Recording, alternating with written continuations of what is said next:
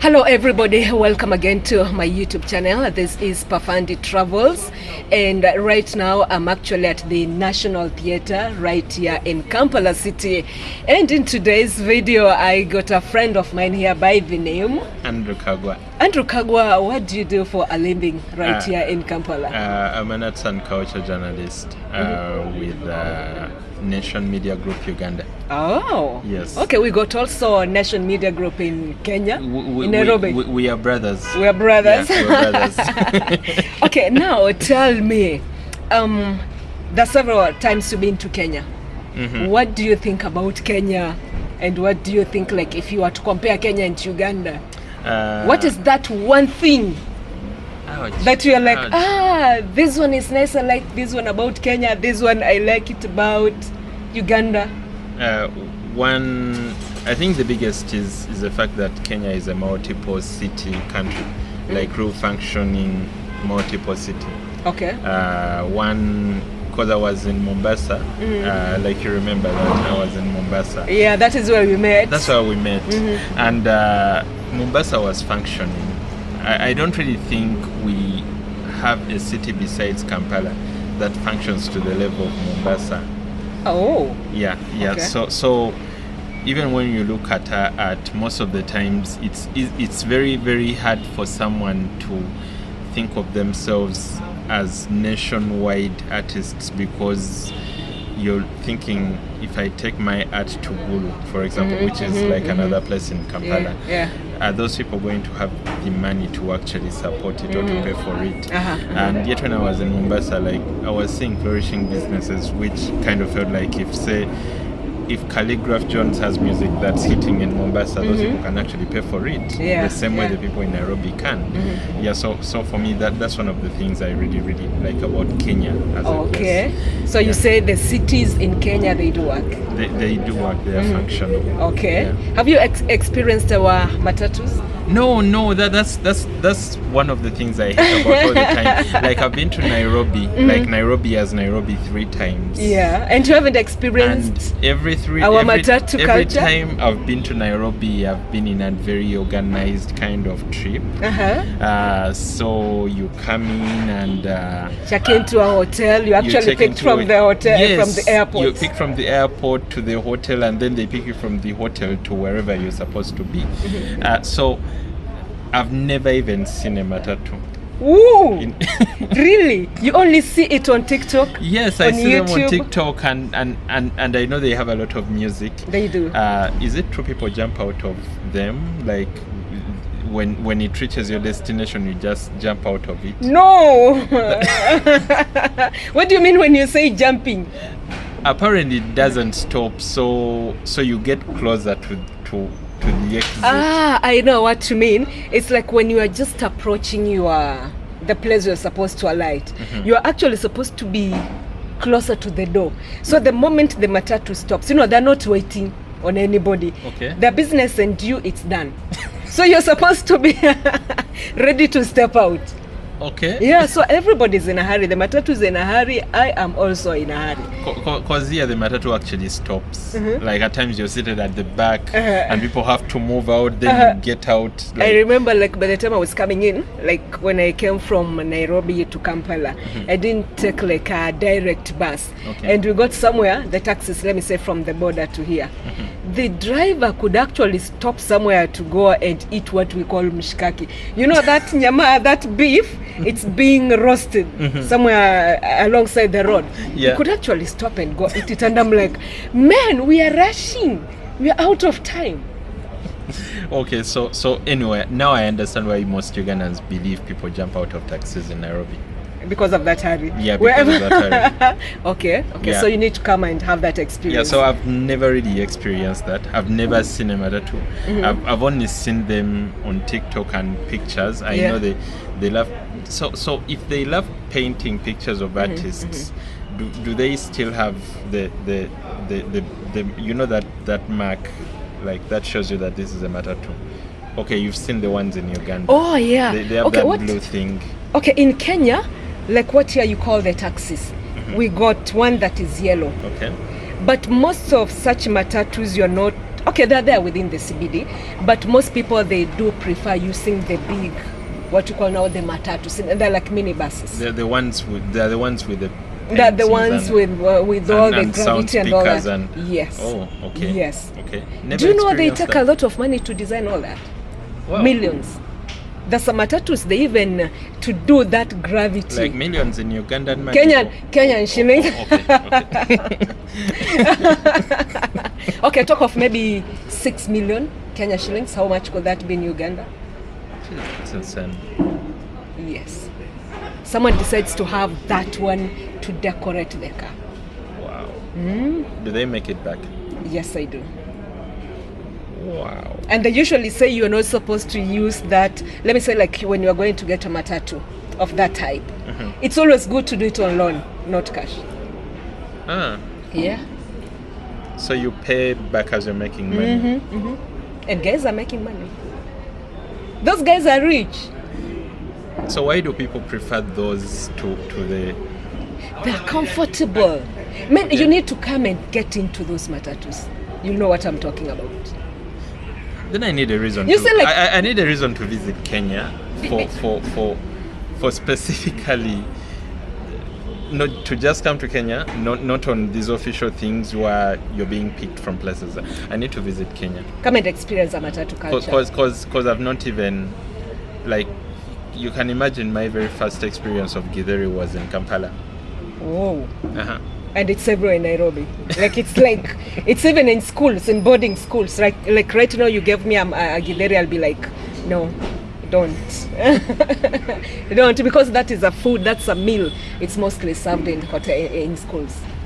In schools? Yeah. They don't serve posho and beans. They do, sir. Yeah, they don't. They do. So I'm imagining if... That's a common meal. Githeri, like schools? Yeah. So that time it's the only And some thing you cabbage. have? Oh, and some cabbage. And some cabbage. Wow. Yeah. So you need to come actually to Kenya, experience the matatu culture. Yeah, I take you through some of the best matatus around. I Experience really the music. You see the way we are talking right now. You can never talk like this. You have to be, hey Hillary, you're shouting on top of your voice because I can't hear you and you're seated next to each other. How many people are usually in there?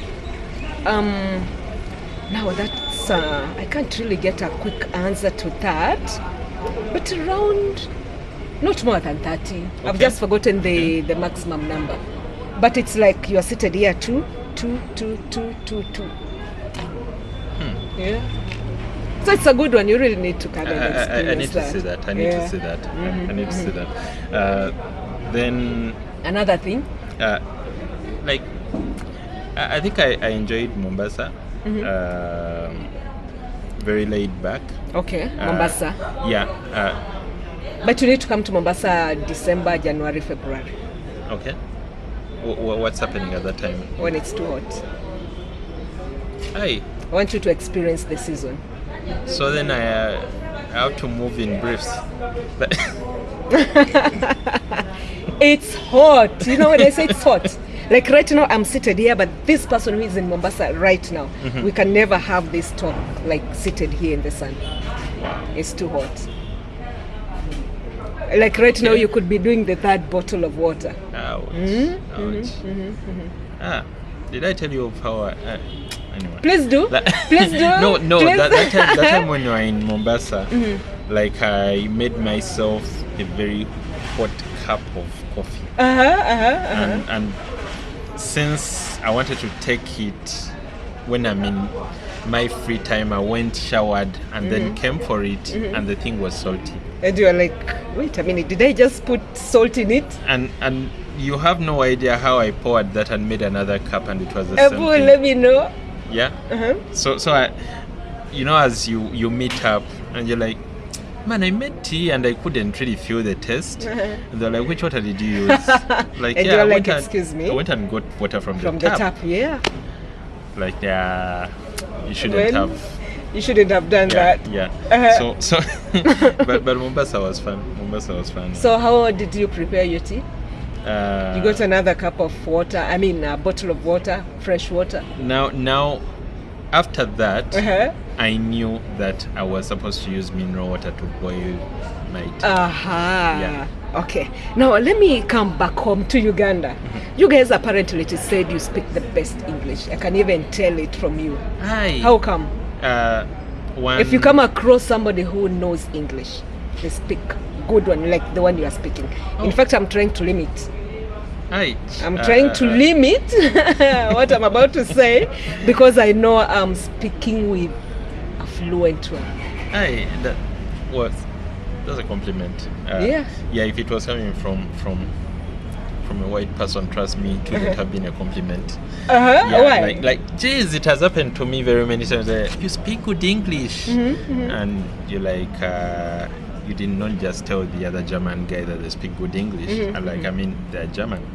They are not even supposed to know the language. So most of the times when it comes from them, it's usually not a compliment. When it comes from a fellow African, it's actually a compliment. It's a compliment. I've heard we speak good English. You do speak good English. And it's mainly because we do not have an option. Really? In Kenya and TZ, everyone technically has an option of Kiswahili. Oh yeah. And like you can move around and you will be understood, you will be served, like you get everything you need in form you of sing service. Swahili and English, even if it's broken. Swanglish. I do not. The only Swahili I know is the one I learned from Sauti Sol Music, and then Nameless.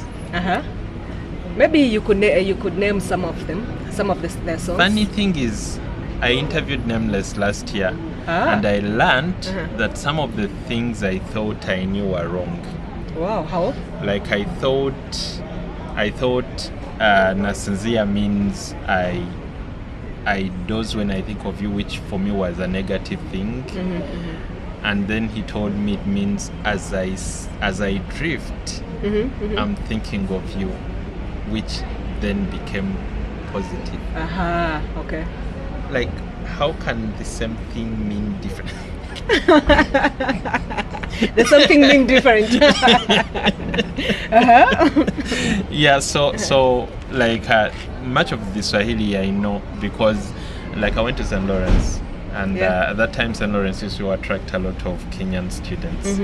So much of the Swahili I know was from music that was released between 2006 and 2011-ish. Okay. Yeah, so that music from the guys like Kantai, he died. From Kantai, from Nameless, from Prezo, Nazizi and Wire. Wow, you seem to know many of them. Old school music. Like when we had like I told you I interviewed Nameless last year, and when we were having that conversation, it was like, geez, you know that? Because I was asking him about a song called Jedi, which he did with Nonini. Yeah. And he was like, how do you know that song? There was another song from his album before I think it was before I retired. Okay. When he thought he was going to retire. It was called Ngangana, which I learned means to persevere. Yes. But is that Swahili? But sometimes it sounds, Ngangana, it's like the struggle. It's like the struggle. Yeah, it's like you struggle, you are working towards something. See. Like, but you see, the best thing with music, it's been allowed to... They're free to use the music as long as they're able to communicate whatever they're. Like Nasinzia, it simply means like, you're just about to fall asleep. So it's like when you think about somebody, you fall asleep. Then the way you say it's negative. It is negative. Yeah. Okay.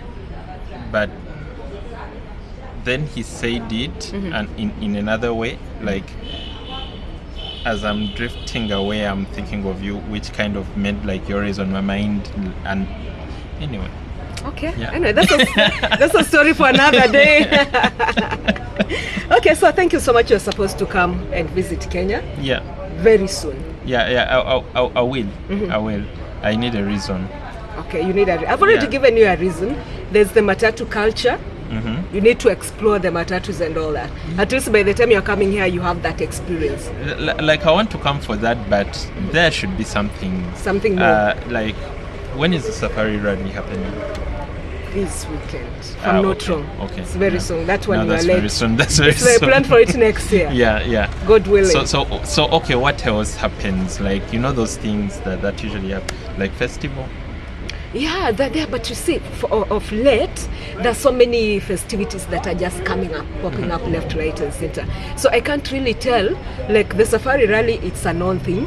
Yeah. But you'll just realize there's some festivities that are popping up all the time. Like I know the blankets and wine. Like I know when they happen. Okay. For those ones, I know. It's just that even when my last time coming for blankets in Nairobi, like it's like we reached, came for the show, and then after the show we started thinking of coming back to Kampala. Whoa! After the show, came for the show, and immediately you're coming back. Yeah. Wow, that was tough. So anything about Kenya? What you can say about Kenya? I love the culture. Like. Most of this, like I got this in Mombasa. I saw it. I've seen it. And you see, I got it and I wore it, and then I kept explaining myself here in Uganda. Like, why? No, like, cause everyone was asking me, why are you wearing a Kenyan bang when you can wear a Ugandan one? I was like, no, but I got this as souvenir. So just let me rock my thing. I got it from Mombasa. It reminds me that I was there. You were there, yeah. But then we went for John Legend's concert in Kigali. And then John Legend's concert had a lot of Kenyans. Like, those people were very many. Like, I think and there's something Kenyans do. Like, when Kenyans move, they move with a flag. It's like every 2 Kenyans, there's one with a flag. So there were very many. And when John Legend was performing, like, they started putting their flags up. And so people started saying, oh, see, it looked like a Kenyan affair. Your brothers are there. And that's when I was like, okay, I'm actually Uganda. I had to remove it. That was the very first time I removed it. Okay. Because now I had to explain myself in a foreign land, like, come on, I'm Ugandan. You're Ugandan, yeah. Okay. But yeah, I like how Kenyans are always expressive of where they come from. Okay. You will go to a place where there is a Kenyan, and you will definitely know, because at least if there are 10, there are chances 6 of them will have a Kenyan bangle, or there is one very they true. wear Very in the true. neck. Very true. If it's a celebratory mood, you don't have an idea. For some reason, the flags will show up. You're like, what was it? It's like when you pass by, you were just you. But where did the flag come from? Like, for some reason, that flag will be there. So I really love that. That's what you like about Kenya. Yeah. Okay, thank you so much for coming to my channel, Pafandi Travels. Yep. All right, thank you so much. That has been Andrew Kagwa right here from Uganda. Thank you. See you in the next.